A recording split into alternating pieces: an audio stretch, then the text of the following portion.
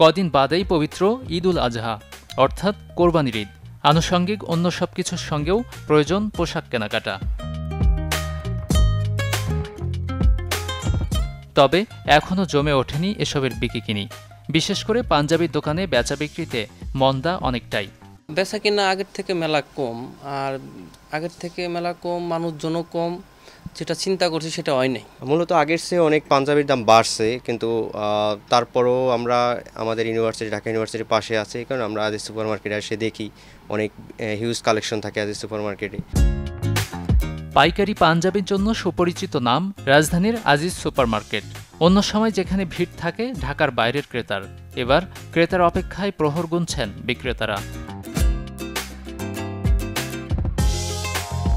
ঘূর্ণিঝড়, ক্রেতাদের অর্থনৈতিক অবস্থা কিংবা কোরবানির পশু কেনাকাটার কারণে ক্রেতার উপস্থিতি কম বলছেন দোকানিরা। বিগত বছরের তুলনায় এবছরের ব্যবসা অনেক খারাপ, যেহেতু আপনারা সবাই জানেন যে আপনার নিত্য প্রয়োজনীয় জিনিসের প্রচুর দাম। তারপর আরেকটা হচ্ছে, আপনারা জানেন গত কিছুদিন আগে রিমেলের একটা প্রভাব আমাদের এই ব্যবসায় পড়ছে। রমজান ঈদের তুলনায় বা কোরবানি ঈদ প্রতিবারই 50 থেকে 60% কাস্টমার আমরা আশা করে থাকি, কিন্তু এখন দেখা যাচ্ছে যে 20% কাস্টমার পাইতে আমাদের খুব কষ্ট হয়ে যাচ্ছে। এটা রিটেলের জন্য না, আমাদের হোলসেলের জন্য সেম।